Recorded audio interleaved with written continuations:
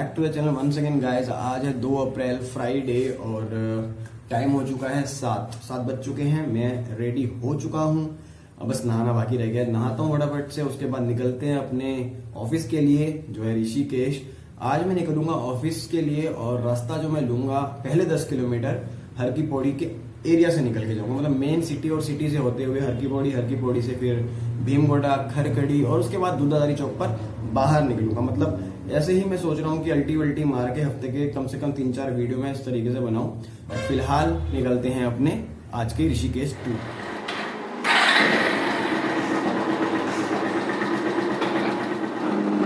तो जी निकल पड़े हम हैं रास्ते पर। तो ये है देश रक्षक तिराहा, यहाँ से हम निकलेंगे सिंह द्वार होते हुए, उसके बाद रानीपुर मोड़ और रानीपुर मोड़ से जाएंगे हम अंदर शहर के होते हुए। मैं रहता हूँ कनखल कृष्णा नगर में।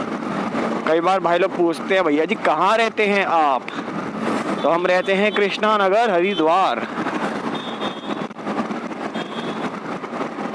कृष्णा नगर, उसके बाद यह आया सामने मेरे सिंह द्वार और सिंह द्वार के बाद अगला चौराहा जो आएगा, चौराहा नहीं तिराहा आएगा, वो होगा शंकर आश्रम।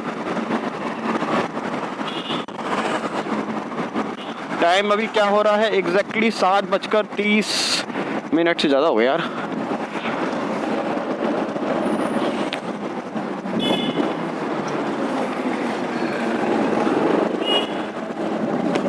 अरे भाई साहब,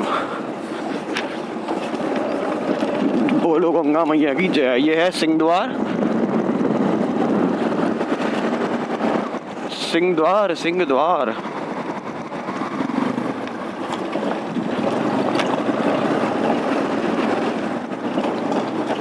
अबे भाई क्या कर रखा है ये। चलो जी, तो यहाँ से फाइनली हमें सही रोड मिल गई है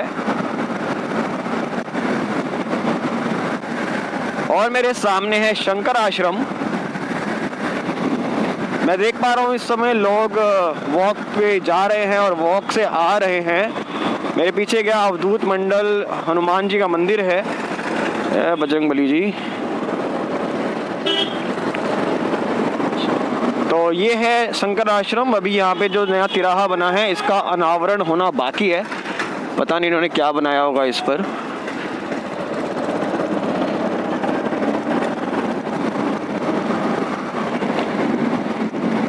तो एग्जैक्ट 7:35 इस समय हो रहे हैं। स्पीड अपनी वही रहेगी लगभग 50 और 60 के बीच में। तो देखते हैं कितना टाइम लगेगा हमें पहुंचने में अपने काम पर।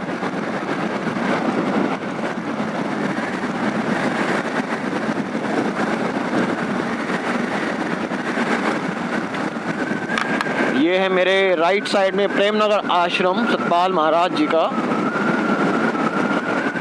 ये महल टाइप का लगता है जैसा इन्होंने बना रखा है इसे। और शंकर आश्रम के बाद अगला जो चौराहा है वो है रानीपुर मोड़।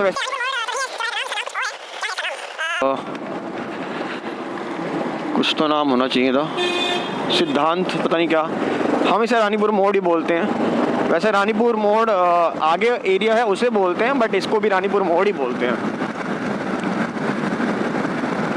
या ये पूरा एरिया ही रानीपुर कहलाता है, ये समझ लीजिए आप।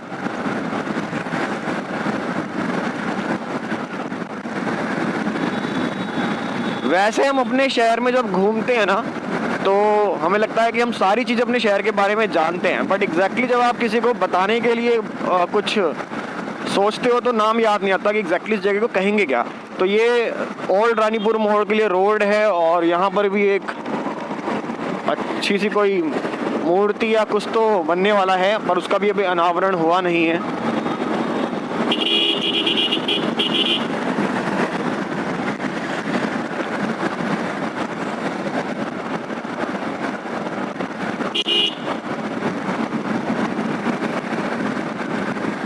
बहुत शुक्रिया। मेरे लेफ्ट और मेरे राइट साइड में ऋषिकुल मैदान है। अक्सर जो बड़ी बड़ी प्रदर्शनी वगैरह होती हैं वो इन्हीं मैदानों में लगती हैं, और जो बस स्टैंड बनते हैं वो मेरे राइट साइड में बस स्टैंड बना होगा यहाँ पे कुंभ मेले के लिए। हाँ, बस स्टैंड यहाँ बन चुका है और शायद देखते हैं आगे वाले बस स्टैंड पे अभी ज़्यादा भीड़ है कि नहीं है। वैसे मेरे ख्याल से उत्तराखंड के लिए शायद अंदर वाला बस स्टैंड ही चालू होगा और जो पीछे ऋषिकुल मैदान गया है, अभी पीछे एक ग्राउंड है, वहाँ पर एक टेम्परेरी बस अड्डा बनता है जब भी कोई मेला होता है, कांवड़ मेला हो गया, अब कुंभ मेला है जैसे, तो बसेस फिर ज़्यादा अंदर तक नहीं जाती हैं। भीड़ कंट्रोल करने के लिए ऐसा किया जाता है।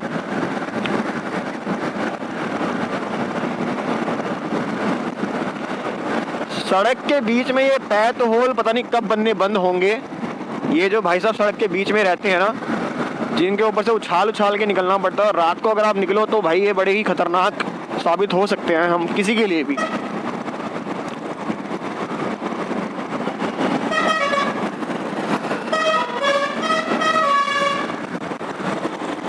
उत्तराखंड रोडवेज के तो ड्राइवर बड़े तेज हो गए हैं। लगता है इनको नई बसें जो हो गई हैं ना, जो मिली हैं, बड़ी पावरफुल बसें दी है इनको। पहले क्या था, मुझे जहाँ तक मालूम था कि इनकी स्पीड जो थी ना लिमिटेड थी काफ़ी, 60 से ऊपर। मतलब दिल्ली से भी जब मैं हरिद्वार आता था उत्तराखंड की बस में, मैं स्पेशली बैठता ही इसलिए था क्योंकि इनमें ना सेफ फील होता है। और 60 की स्पीड मुझे उस समय मालूम है। मतलब हम देखते रहते थे कि पीछे यूपी की बस निकली, हरियाणा की तो यार अलग ही चलती है हवाई जहाज की तरह, लेकिन यूपी की बस निकली तैड़ भैड़ एकदम स्पीड में, पर ये उत्तराखंड वाले आराम से धीरे धीरे निकलते थे। बट बसेस की कंडीशन उत्तराखंड वालों की बहुत अच्छी है यूपी के कंपैरिजन में। तो ये है बस स्टैंड और यहाँ पर ना इस समय यूपी और उत्तराखंड की ही बसें मुझे दिखाई दी अंदर। इसका मतलब ये है कि उत्तराखंड और यूपी के अलावा बाकी सारी बसें अब आपको ऋषिकुल मैदान से मिलेंगी। तो हमारे इस रोड पर एक तरफ है बस स्टैंड और दूसरी तरफ है रेलवे स्टेशन। राइट साइड में बस स्टैंड है और ये लेफ्ट साइड में रेलवे स्टेशन है, और ये मेरे लेफ्ट साइड में है रेलवे स्टेशन। अब कोविड की रिपोर्ट का क्या सीन रहने वाला है इसका अंदाज़ा पूरी तरह से है नहीं मुझे, क्योंकि बॉर्डर पे गाड़ियों की चेकिंग तो हो ही रही है, बट स्टेशनों में जो लोग आ रहे हैं ट्रेन से, क्या उनकी भी चेकिंग हो रही होगी, कह नहीं सकते। जाके देखना पड़ेगा ये तो एक बार।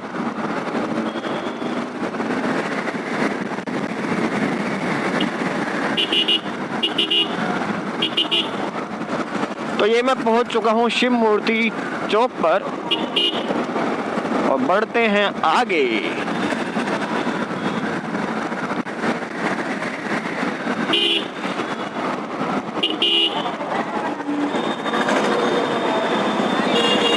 अरे भाई किस तो फूल गिर गए, और ये महंगा भी बहुत है। गुलाब का फूल बहुत महंगा है। जो थोड़े से भाई के गिर गए हैं इसलिए वो उठाएगा उसको, क्योंकि जितने फूल गिरे हैं ना मेरे ख्याल से उसकी कीमत ही कम से कम 50 रुपए के आसपास होगी। क्योंकि मेरे दोस्त का फूलों का काम है ना, तो मुझे मालूम है फूल ख़ास तौर से अब त्योहारों का टाइम होगा तो महंगा ही आता है।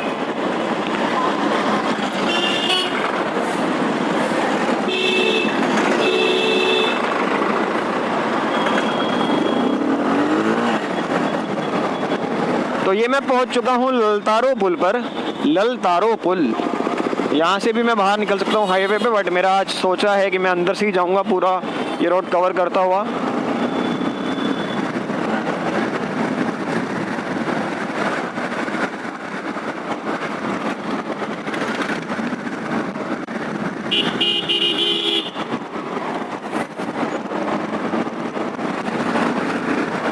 और यहाँ से अंदर अलाउड तो होगा, yes yes yes yes allowed है, अलाउड है, अलाउड है। तो ये आ गया मैं कोतवाली के पास पुलिस स्टेशन हरिद्वार के अंदर हर की पौड़ी वाली रोड पर, और ये एग्जैक्टली यहाँ से शुरू होता है अपर रोड।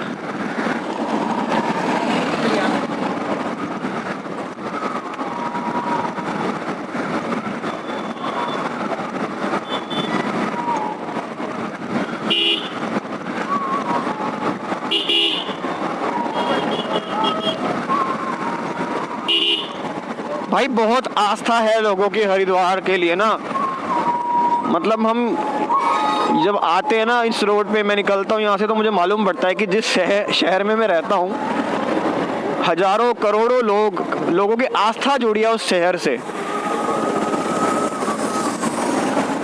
हरिद्वार नाम सुन के ही अगर मैं आपको बताता हूँ एक इंसिडेंट। मेरे साथ तो बहुत सारे इंसिडेंट होते रहते हैं क्योंकि मैं घूमता बहुत हूँ।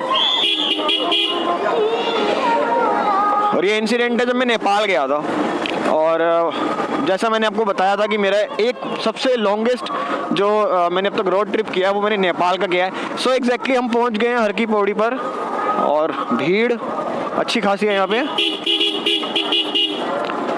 और बहुत बढ़िया चल रहा है माहौल यहाँ का इस समय हर की पौड़ी का। चलो खैर हम यहाँ से निकलेंगे बाहर की तरफ। यार ये बढ़िया है, जगह जगह इन्होंने जो गेट्स बनाने शुरू किए ना, ये बहुत सही किया है इन्होंने। बहुत कुछ बदल गया है 2021 में हरिद्वार का। अरे चाचा,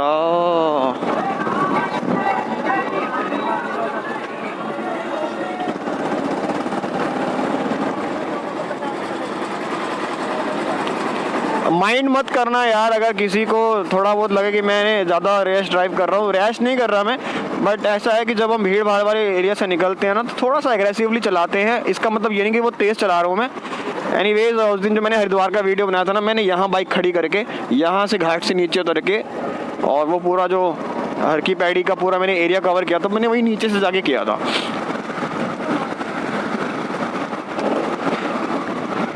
सो आई वाज सेइंग कि माइंड मत करना जब आपको लगे कि ये थोड़ा सा ज़्यादा टेढ़ा मेढ़ा चला लिया, बिल्कुल नहीं। वो जो स्पीड नहीं होती, वो सिर्फ थोड़ा सा एग्रेसिवनेस होता है कि जब ये थोड़े से रिक्शे वगैरह और ऑटो वाले जो तो आपको मालूम है साइड तो भाई देते नहीं किसी को, तो थोड़ा सा पीछे से हॉन्किंग करनी पड़ती है ताकि ये हट जाएं। अदरवाइज़ जिस दिन से मैंने वो देहरादून वाला वीडियो बनाया था और एक दो लोगों ने बोला भैया इतना हॉन्क मत किया करो, मैंने वाकई बहुत हॉर्न बजाना कम कर दिया है, बट फिर भी कहीं कहीं ज़रूरत पड़ती है, नहीं तो भैया हम खड़े ही रहेंगे पीछे, क्योंकि अभी इतना सेंसिबल ट्रैफिक नहीं है हमारे देश में कि आप बिल्कुल ही हॉर्न नहीं दोगे और वो आगे से हटते ही चले जाएंगे आपको पीछे वाले शीशे में देखकर, तो हॉर्न बजाना पड़ता है। एनीवेज, यहाँ से हर की पौड़ी का जो एरिया है वो ख़त्म हो जाता है, और अब जो है मैं यहाँ से